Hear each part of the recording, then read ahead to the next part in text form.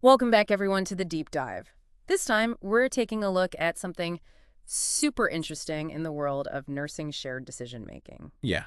You gave us some really interesting articles for this one, Mm-hmm. especially one that really stood out was about how shared decision making can be used to help transform what they call toxic work environments. Yeah, it's a really good one. I feel like toxic workplace has almost become a cliche these days, but the impact on nurses and the effect it has on patient care is very real.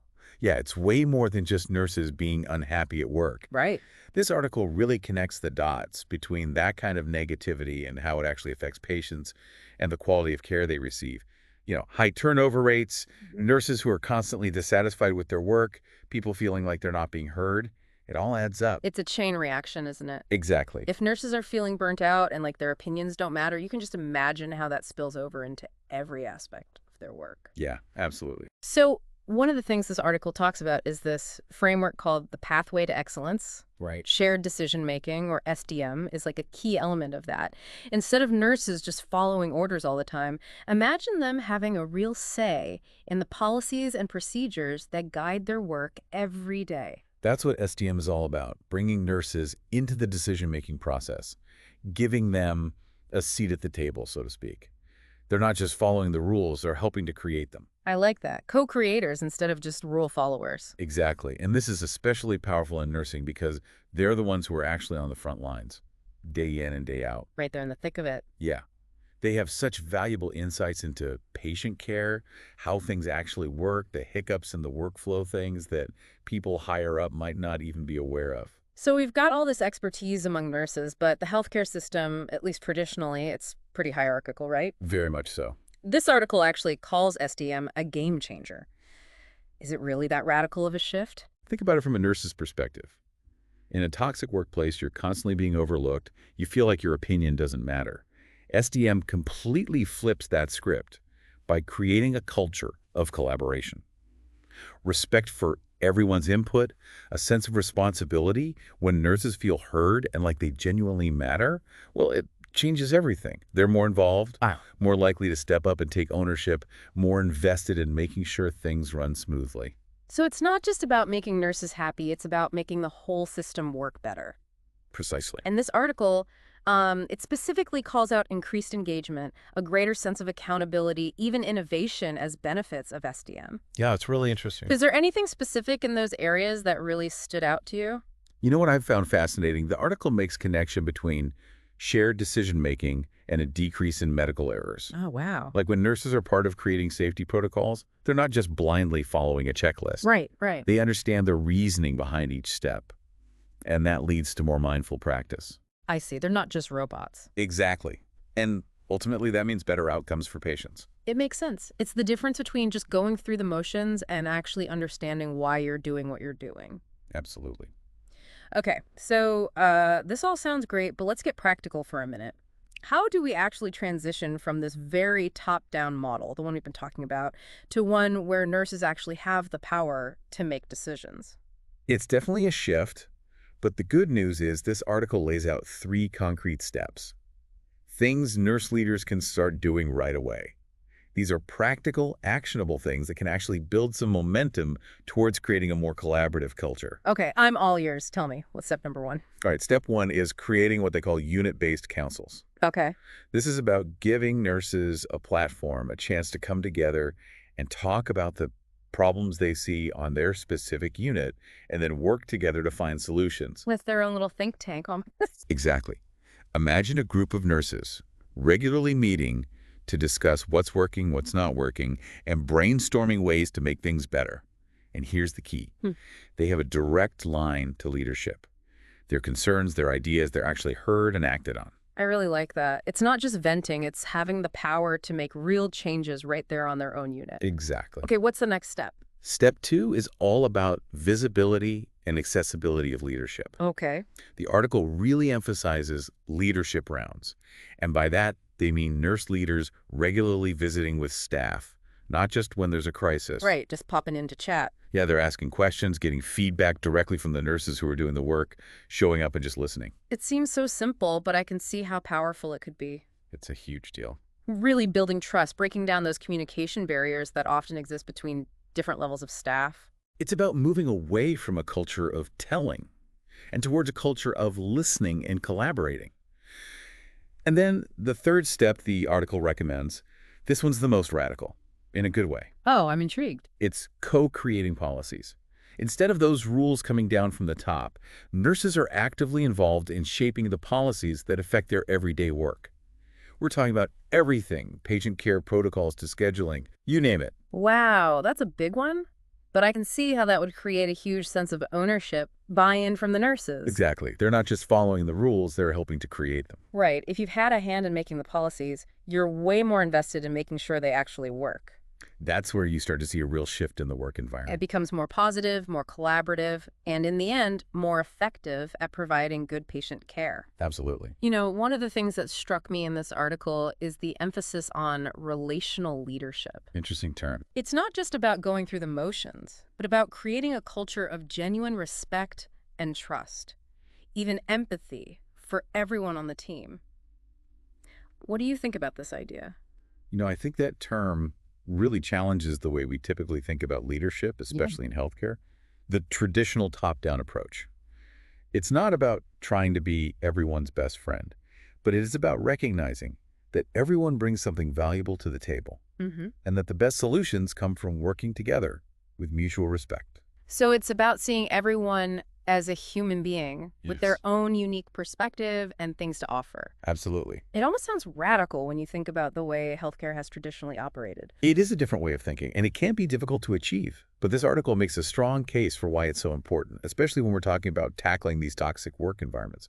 When people feel disconnected, unheard, like they don't have any power, that's when you see these toxic cultures really take root. So SDM, along with this relational leadership, it's about changing that dynamic.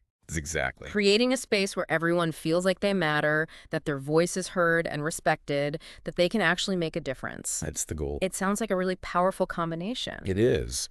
But how can organizations actually put all of this into practice? How do they start shifting towards a more collaborative and empowering environment for nurses? What are the concrete steps? That is a great question, and luckily this article dives into some really specific strategies and tips for doing just that, so maybe that's what we can talk about next. Sounds good to me. Let's get into the nitty-gritty. Let's do it. Okay, so we've set the stage. Toxic work environments are really hurting nurses, and that's impacting patient care. But shared decision-making, it seems like it could really turn things around. Absolutely. Now let's dive into those actionable strategies organizations can actually use to implement SDM. What are some practical things they can start doing today? Well, the good thing is this article, it gets into the nitty-gritty. It really does. I like that. It acknowledges that these toxic environments, they often come from communication breakdowns, lack of trust, nurses just feeling totally disengaged from their work. Makes sense? You can't just slap a shared decision-making label on everything and expect things to magically change. It's like putting a Band-Aid on a broken leg. Exactly. You've got to address the root of the problem. You got it. But how do you even start to tackle something like a deeply ingrained culture of distrust? I mean, that seems like a pretty huge challenge. It takes real effort, and it has to start from the top. Leadership have to be on board, genuinely committed to this new way of doing things. It's not about command and control. It's about creating an environment where everyone feels empowered to contribute. Easier said than done, I imagine. Oh, for sure. And I can see how some nurse leaders might be a bit hesitant to let go of some of that control. Oh, absolutely. Change is hard, especially when you're used to being the one calling all the shots. Yeah. There's probably a fear that if everyone gets a say, things will just descend into chaos or decisions will take forever. I can see that. Does the article address those kinds of concerns? It does, which I appreciated. It acknowledges that there will be a learning curve and that it takes a certain level of trust in your team's abilities. Right. But it also makes the point that when nurses are involved in the decision-making process, they actually feel more ownership and accountability for the outcomes. That makes sense. It's like, think about it. If someone just tells you to do something versus understanding why it's important and actually choosing to do it because you believe in it, Totally different. huge difference. So how do you build that trust? I remember the article mentioned transparency as being really crucial. Oh, transparency is key. When decisions are being made behind closed doors, people naturally start to wonder what's going on, and that breeds suspicion and resentment. Oh, for sure. But when everyone understands the reasoning behind a decision, when they've had the chance to offer their perspective. Even if they don't agree with the final outcome, they're much more likely to get behind it. So it's about understanding the why, creating that shared buy-in, even when there might be some differences of opinion. Exactly. I can see how that leads to a much more united team. But at the end of the day, the most important thing is the impact on patients. Absolutely. The article really highlights the positive connection between shared decision-making and patient outcomes. Yeah. Can you elaborate on that connection? Why is that link so strong? I think it's pretty straightforward. When nurses feel empowered and engaged, they're just better at their jobs. Makes sense. They're more in tune with their patients' needs. They're not afraid to speak up if something seems off. They're more invested in making sure their patients have a good experience and a positive outcome. It seems pretty obvious when you put it like that. It is, but in a system that often prioritizes efficiency above everything else, these things can get lost. You're right about that. So it's a domino effect. Happier nurses equal better care for patients. Oh. That's a really strong case for why shared decision-making matters. Okay, so we've talked about why it's important, but let's talk about the how. Yeah. The article mentions specific steps that nurse leaders can take to actually put SDM into practice. We've already talked about unit-based councils. What are some of the other practical strategies they suggest? One of the simplest but most effective is just encouraging open communication. It's funny how something so basic can be so hard in practice. It really is. So many workplaces struggle with that. Yeah, you have to make it very clear that nurses' input is valuable, Yeah. that you want to hear their ideas and their concerns. It can't just be lip service. Exactly. It could be something as simple as having regular staff meetings where everyone has a chance to speak, or even just an open-door policy that nurses feel comfortable approaching their leaders. But the key is leadership actually has to listen and then take action based on what they hear. You have to walk the walk, not just talk the talk. You got it. It's about making sure nurses feel safe to speak their minds. That's a big part of it. Knowing that the concerns will be taken seriously, that's a huge culture shift for a lot of places.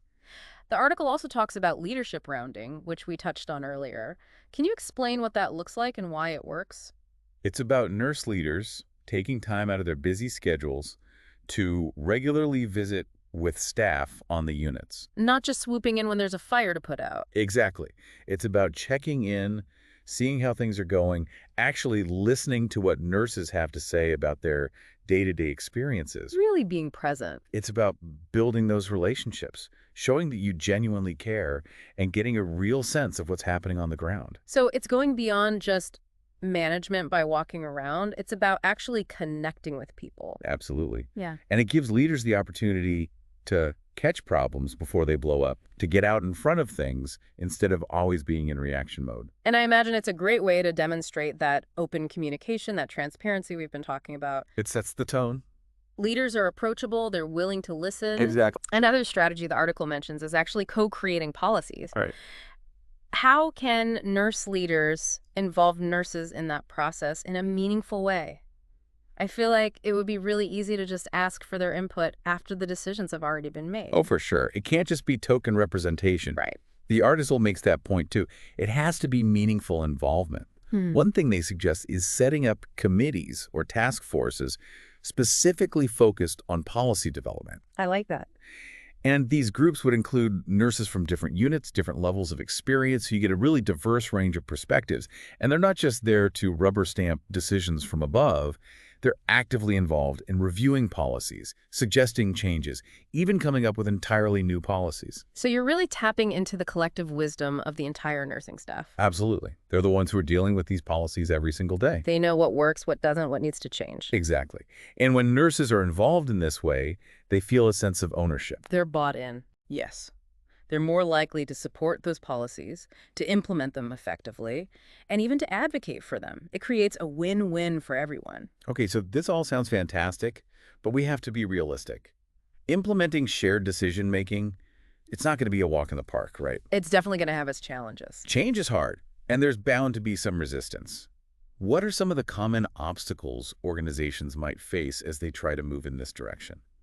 Well, you're right. It's not like everyone is going to embrace this with open arms. Right. The healthcare system is full of hierarchies and power dynamics that can be really tough to break down.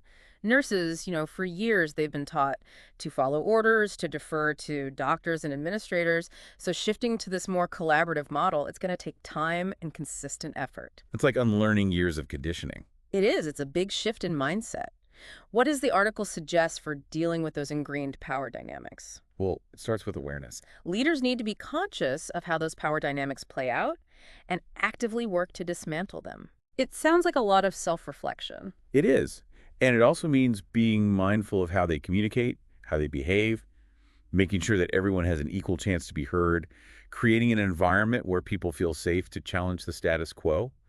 And it also means providing training for both nurses and leaders on the principles and the benefits of shared decision-making. Right. You have to give people the tools to be successful. You can't just expect people to suddenly change overnight. You have to equip them. That makes sense. It's changing mindsets, not just changing rules. Exactly. What are some of the other challenges that might come up? Let's see. I mean, I imagine time could be a big one, Oh, definitely. especially in nursing where everyone's already so dizzy. Right. Finding the time for all those extra meetings, the committees, the communication, it can be a hurdle. Nurses are already stretched so thin. They are. But the article argues that the time you invest up front will pay off down the road. In a more efficient system. Exactly. Increased efficiency, improved morale, and you get those better patient outcomes that we've been talking about. It's not about working more, it's about working smarter. Yeah, maybe meetings can be shorter and more focused. Or, delegate certain tasks to make the process more streamlined. Be creative and find solutions that work for your team. Exactly. And honestly, shared decision-making can actually save time in the long run How so? by preventing problems before they start and getting everyone on the same page. So it's a win-win. But what about pushback from the nurses themselves? Interesting point. It's easy to assume everyone will be thrilled about having more say in how things work, but I can imagine some nurses might hesitate to take on more responsibility. That's a good point. Or, maybe they're just skeptical that this is really going to make a difference. You're right. It's not like everyone will jump on board right away. Some nurses might be perfectly comfortable with how things are, or maybe they're just worried about stepping outside their comfort zone. Makes sense. It's really important to address those concerns head on. Explain how shared decision-making can benefit them, in a way that connects with their experience. Yeah. And provide support and training to help them adjust. So meet people where they are. Acknowledge their worries. Empower them with the knowledge and support they need to be successful. Exactly. And that takes real empathy and understanding from leadership. Another potential challenge that comes to mind is conflict. Oh, that's a good one. When you have all these different voices, disagreements are inevitable. How can nurse leaders manage those conflicts in a healthy way? Well, first of all, it's important to remember that conflict isn't always a bad thing. Oh, interesting. It can actually be an opportunity for growth and innovation if it's handled well. The key is to set some ground rules. Like what? Everyone has to understand that it's okay to disagree, but it has to be done respectfully. And with the shared goal of finding what's best for the team and ultimately for the patients. So it's about having those difficult conversations, but doing it in a constructive way, not letting it turn into a shouting match. Right, you're shifting away from that win-lose mentality and moving towards a win-win approach. Right, where everyone feels like they're part of the solution. But even with the best intentions, conflict is going to happen. So what are some practical things you can do to resolve those conflicts in a way that respects everyone involved? Well, the article really stresses having a structured approach to conflict resolution. Okay, that makes sense. So that might involve things like facilitating group discussions, maybe using some consensus-building techniques, or even bringing in a neutral third party to help mediate. So it's not about pretending conflict doesn't exist. It's about having a plan in place. Exactly. Have a clear process that everyone understands and agrees to follow. So implementing shared decision-making, it's not a simple fix. Definitely not. There are going to be bumps along the way, but it sounds like the potential benefits are worth the effort. Absolutely. This article doesn't sugarcoat things. It acknowledges the challenges, but it makes a strong case for why this is something worth striving for. It's about creating a healthcare system that's more humane, more effective. Where nurses feel valued. Exactly. Empowered and fulfilled. And when nurses are thriving, patients thrive too. And that's what it's all about. That's a powerful message. It really gets to the heart of what shared decision-making is all about. It's not just some management technique. It's a philosophy. It's a way of approaching your work, and it can really make a difference. It can transform healthcare for the better. Okay, so we've gone deep on the how-to of shared decision-making, the potential challenges, and why it's not just some fluffy idea, but something that can actually transform how healthcare works. But we talked about SDM being just one part of this bigger framework, that pathway to excellence. What else does that pathway include? Well, the pathway to excellence, it's like a roadmap, Mm. It's for creating a workplace where nurses don't just survive, they thrive. Okay. And it goes way beyond just giving them a voice. It's about building a whole environment where nurses feel valued and supported, Mm. and they have opportunities to actually grow in their careers. And- Okay, so it's comprehensive. Yeah, it's the whole package: professional development, leadership opportunities, work-life balance, the works. That's a lot. It sounds great, but also kind of overwhelming. Like, Yeah. what would that actually look like in a real hospital or clinic setting? Let's start with professional development. Right. The pathway to excellence, it pushes organizations to invest in ongoing learning opportunities. Not just the bare minimum to keep your license, but real opportunities for growth. I see. Think continuing education courses, mentorship programs, clear career paths within the organization. So it's showing nurses that they have a future there, that they're not stuck. Yeah, exactly. You're not just a cog in a machine. You're a valued member of the team with real potential to grow. And that must make a big difference when it comes to things like morale and keeping nurses from leaving. Oh, absolutely. And it goes beyond those formal programs, too. It's about building a culture of continuous learning, Okay. where nurses are encouraged to learn from each other, to share what they know, to always be trying to improve their practice. That kind of energy, it's contagious. And what about leadership opportunities? How does the pathway to excellence approach that, especially given all that stuff we talked about before with the hierarchies in healthcare? Well, one of the things this framework really emphasizes is developing leaders from within. Okay. Yeah. They encourage organizations to offer leadership training, to create formal programs, and to just generally foster a culture where nurses are encouraged to step up and lead. Even if it's just within their own team or unit. Exactly. Recognizing that leadership potential doesn't just exist at the top of the ladder. I think even just seeing your colleagues step into leadership roles can be really inspiring. Oh, definitely. It shows you what's possible. Now, you can't talk about a supportive work environment without talking about work-life balance. It's something we all struggle with. But in a field as demanding as nursing, it's absolutely essential. Yeah, we've all heard the stories, the long hours, the constant It stress. takes a toll, not just physically, but emotionally too. So how does the pathway to excellence tackle that? It recognizes that work-life balance isn't just some perk. It's crucial for nurses to stay healthy and engaged Yeah. and able to care for their patients. So the framework encourages organizations to put policies in place that actually support work-life balance. Okay, like what? Things like flexible scheduling, guaranteed break times, making sure there are enough nurses on staff so no one is constantly feeling overwhelmed and burnt out. So it's not just about having the policies written down somewhere. It's about actually creating a culture that values those things. Exactly. You have to make it okay for people to take care of themselves. Encourage healthy boundaries and provide access to mental health resources. Recognize that taking care of your nurses actually benefits everyone. It's not selfish, it's essential. Right. And then the last element that was mentioned was recognition programs. Oh, It's right. so important, especially in a field that can often feel pretty thankless. Yeah, Everyone wants to feel appreciated for their hard work. Nurses are no exception. definitely. It's easy to feel like you're just going through the motions. Yeah.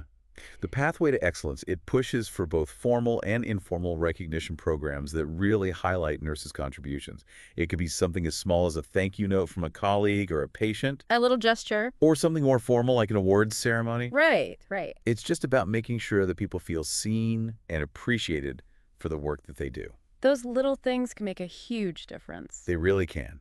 Now, I know this all sounds like a lot. Mm. SDM, professional development, work-life balance, recognition, it can be a lot to take in, Hmm. especially for organizations that are just starting out. Where do you even begin? It's a lot to juggle. Don't get overwhelmed. The key is to start small. Hmm. Pick one or two things that really resonate with you and your team and build from there. Maybe you start with those unit-based councils to get the shared decision-making going. Or maybe you focus on creating a simple recognition program. Just to get the ball rolling. Yeah, find what works for your organization and your people and celebrate those small wins as you go. It's progress over perfection. That's a good reminder. As we've been talking about all of this, I've been thinking about how the pathway to excellence, even though it was made for healthcare, I feel like these ideas could apply to any workplace. Oh, I totally agree. It's about creating an environment where people feel valued, empowered, and supported.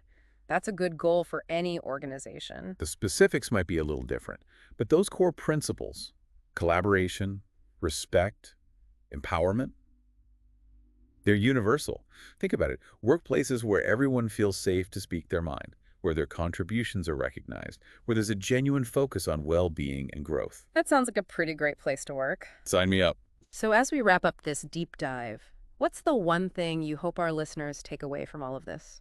I think the most important thing is that toxic work environments aren't inevitable. We don't have to accept them as just the way things are. We can change things. Absolutely. By embracing shared decision-making and those bigger principles of the pathway to excellence, we can create a healthcare system, really, any workplace, where people can thrive. That's a really powerful message to end on. Thank you so much for joining us for this deep dive into the world of shared decision making and the pathway to excellence. We'll leave you with this final thought. How can you apply these ideas to your own work, whether you're in healthcare or any other field? What's one small step you can take today to make things a little bit better for yourself and the people around you? Food for thought, and until next time, keep on diving.